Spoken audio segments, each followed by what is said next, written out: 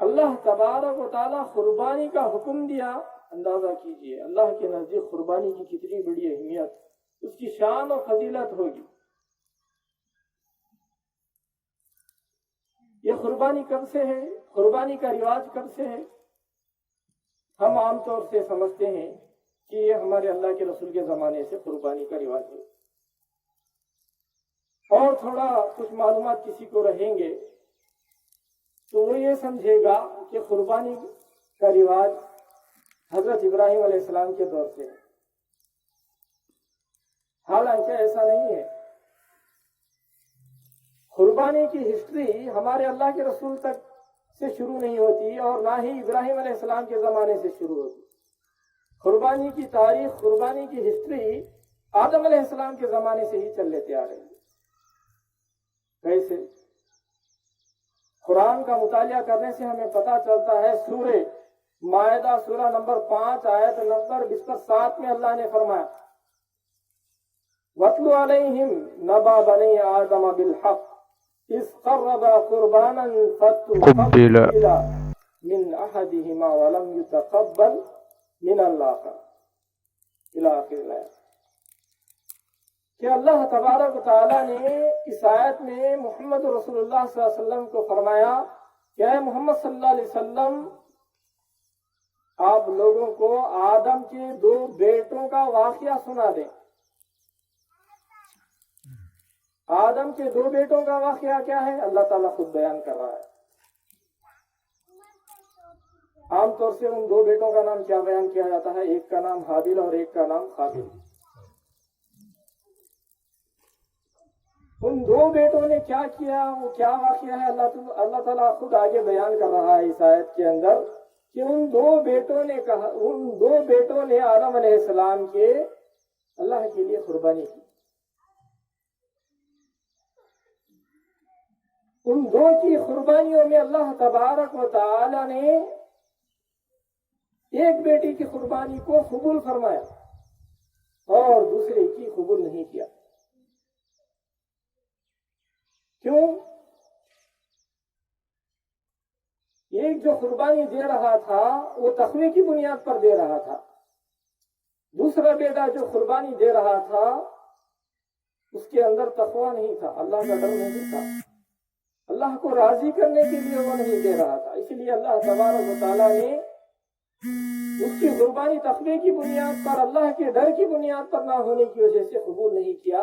اور جس بیٹے نے آدم کے اللہ سے ڈر کر تقوی کی بنیاد پر اور اخلاص کی بنیاد پر قربانی کیا تھا، اللہ تعالیٰ نے اس کی قربانی قبول کیا. جب اللہ تعالیٰ نے ایک کی قربانی قبول کیا، دوسرے کی قبول نہیں کیا، تو جس کی قبول نہیں کیا تھا اللہ تعالیٰ قربانی، وہ کہنے لگا قال لأقتلنک، اب میں تجھے قتل کر دوں گا. حسد میں آ گیا، جلن میں آ گیا کہ اللہ نے صرف اسی کی شیطان کے نقش قدم پر چلا. اسی کی قربانی قبول ہوئی، میری قبول نہیں ہوئی. اسی کو فضیلت حاصل ہوئی، مجھے درجہ اور مقام حاصل نہیں ہوا. آج بھی ہوتا رہتا ہے نا، محلوں میں، گھروں میں، سوسائٹیز میں. اگر کسی کو اللہ تعالیٰ مقام، عزت، دولت سے نوازتا ہے تو کوئی جلتا ہے اور اس کے پیچھے ہاتھ دھو کر کے پڑ جاتا ہے. یہاں تک کہ ختم و غارت گیری بھی کر بیٹھتے ہیں لوگ دولت ہڑپ کرنے اور عہدہ، منصب اور عزت حاصل کرنے کے لیے.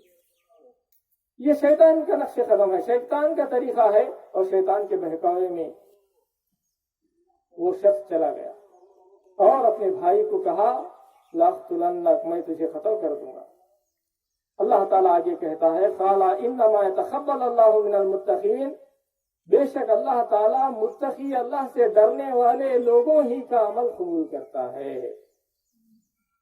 اس آیت سے کیا معلوم ہوا؟ اس آیت سے معلوم یہ ہوا کہ قربانی کی تاریخ ہسٹری بہت پرانی ہے.